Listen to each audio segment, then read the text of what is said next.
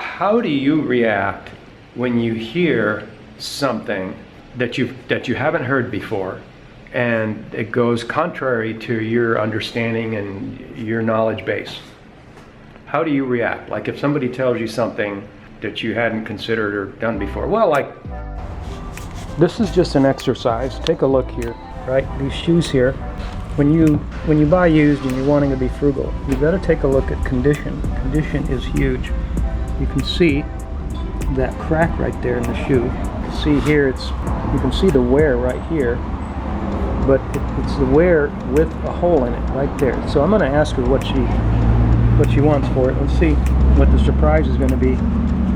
A lot of people, they go around buying as if the only thing they've got to do is buy used and just pay whatever the price is asked for. This is what we're running into here living abroad. Even though you have thrift shops, you have to be super careful in thrift shop. Now, to me, as someone that looks at these kinds of things, condition and value and all that, to me those are worth $2 because they're really not worth anything, because there's holes in them already and they're really not useful.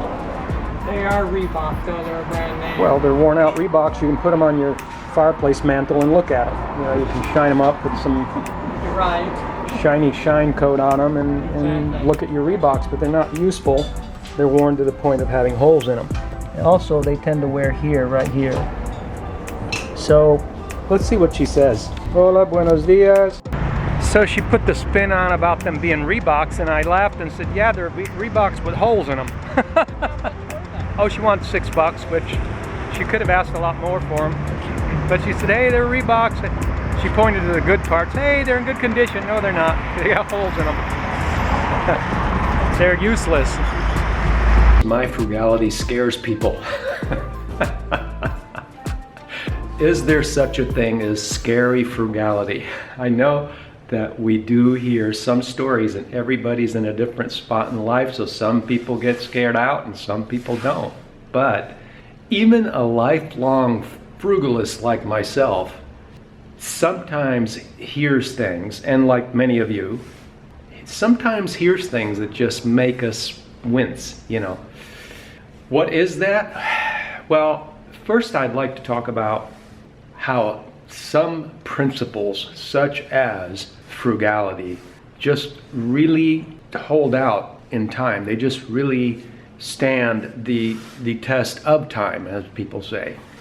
And when you look at what's happening in the world right now, one has to really contemplate just the wisdom of the 2020 vision thing, the wisdom of being able to not just survive, but thrive in situations where perhaps you can't depend on employment or certain sources of income, or perhaps there's disruptions and you need to just do things differently, and just everything that's happening in the world right now, regardless of where you are. This is not specific to the U.S. or Mexico or Ecuador. It's happening all over the place, and lots of people in Mexico as well as Ecuador are suffering the same thing that we're talking about right here, right now. And so this conversation is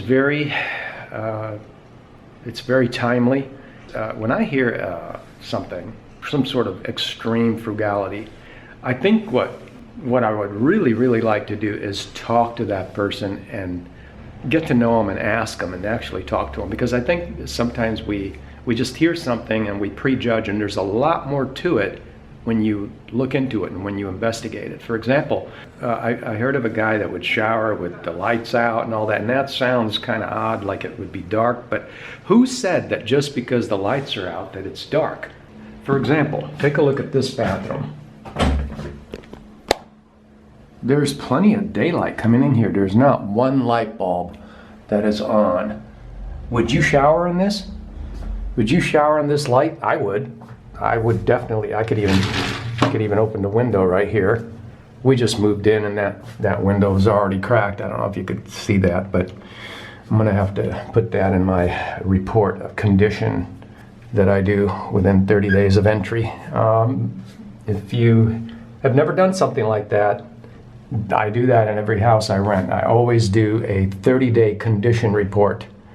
So, but if you take a look at this lighting, and this is not, to me, scary lighting. And somebody could say, well, you know, he showers without the lights on. Oh my gosh, scary, scary, scary stuff. So I'll tell you, even in places that are billed as the cheapest place to retire in the world, this kind of thing, like let's say Ecuador, I have to give you an example.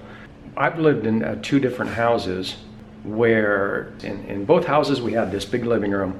Well, one was bigger than the other, but in this one house where the electric bill was over $100 a month, it had all these lights all over the ceiling, and it was really difficult because there was these, what do you call those lights that are in the ceiling, but they were little and you couldn't unscrew them, and they were, and so every time you flipped the switch, they all came on, and but then in the high-rise apartment we were in Cuenca, we had these windows that were from floor to ceiling, from top to bottom windows, and then they ran across the whole wall, right? And the curtains were always open because you're in a high-rise anyway.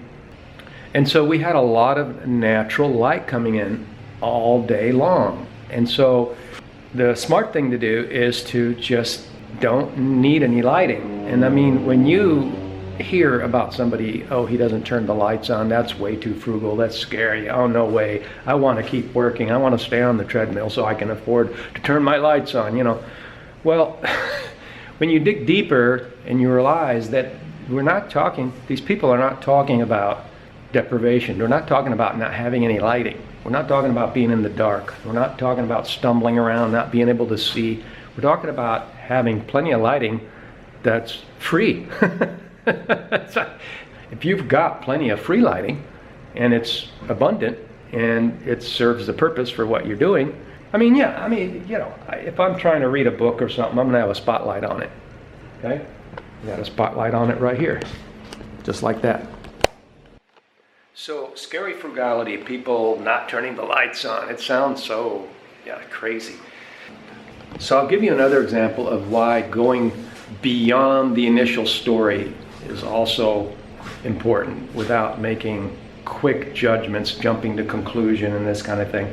It's like I met this one lady one time, and before I say this story, how do you react when you hear something that you haven't heard before and it goes contrary to your understanding and your knowledge base? How do you react? Like if somebody tells you something that you hadn't considered or done before, well, like living without turning the light on, do you quickly make a judgment and react negatively, or do you want to know more about it? And you're like, well, wait a minute, that sounds kind of scary or off, but maybe we should look, get more information or ask more questions, or, that's really what I'm talking about here. Another concept is like people like us where we've traveled across continents. In this day and age, it doesn't have to really apply to crossing borders, because you could be in the same country and you could want to or need to move from one city to a different city, or from city to the country, from a high cost of living to a low cost of living. So this is not about crossing borders per se, but it's changing houses. We've changed a lot of houses because we've been doing the travel, retire early lifestyle, since our 20s, and so travel and being in different parts of the US was a big thing for us. And so we learned early on is that we do things in a typical way or the same way, and when we hear something that's different, we tend to overreact and get scared off from it. But for somebody like us that has experienced it, having been in different places, we learned early on that renting a U-Haul truck and loading everything in it isn't necessarily the best way to do things. Many times there are other options and better ways of doing things that are not just less costly. If I have to, for example, rent a U-Haul and load everything in the truck, then drive all those miles with it, then unload everything, reorganize everything, even if the cost of that was the same amount of just selling everything and then just buying everything again when I get there. If it was the same cost, I'd rather do it the second way because it's way less hassle. I don't have to spend all that time loading a huge truck. I don't have to worry about driving it, and unloading it and all this kind of thing. So, there are other things to consider, and there are different ways of doing things. And one of them is, like for us, is like exercise equipment. Sometimes people freak out when they see what I do with exercise equipment. You know, really, when it comes down experienced frugality, you're talking about not being so much of a consumer. And I've got exercise equipment. I absolutely love club bells for different reasons. I love swinging club bells. They're really, really good for my joints and really easy on my tendons because I'm not a spring chicken anymore. You know, it's like, just as an example, you go to the store, you go to the sporting goods section, you pick up some dumbbells or club bells, whatever you favor. This is just an example, you know, and they're maybe 60 bucks, 80 bucks, you know, 60 bucks, 80 bucks. But when you move houses all the time and you have to leave stuff behind, your anti-consumer mind kicks in. And that's the other side of the story, is your anti-consumer or non-consumer, not anti, but your non-consumer mind kicks in and says, you know what, I'm buying these things and all I do is leave them behind. And so I'm throwing money away. So what options do I have? And so I've been making my own club bells. And people, you know, when they first hear something like that, they overreact. They think this guy must be just really living under a bridge or just not have two pennies to rub together. He's a penny pincher, you know. But I don't want to be like that. I'm going to stay on the treadmill so I can have more money and I can just buy my club bells and just dump them every time I move. So, you know, I mean, I figured out how to make my own club bells for $2 instead of $60 or $80. I mean, sure, people talk about going to Amazon. You can go to Amazon. You can go to Amazon and, you know, nowadays, we may not want to go to Amazon. We may not want to be dependent on Amazon. So the conversation is not about me making my own club bells. It's about how can we think outside the box, be more self-sufficient, be more independent of systems that may be breaking down, that may not have our best interest at heart, and at the same time be thinking in a non-consumerist way, and yet still live a content and happy life and achieve the things that we're trying to achieve.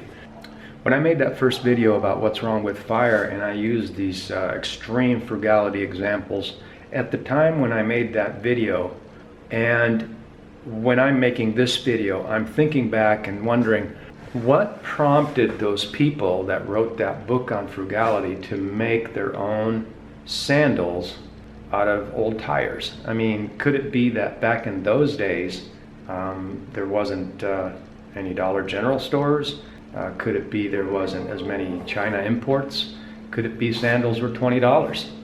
Could it be that their sandals actually were pretty nice looking sandals? Could it be that they you know, polished them, washed them, and made them look super cool? I know that we painted the floor to look like tile, and nobody was any wiser to it. Nobody knew that it wasn't tile, that it was paint. So could it be that when you saw her wearing those, you didn't think twice, and maybe you thought they were handmade custom shoes that were super amazing, that were worth $70, but it cost her pennies?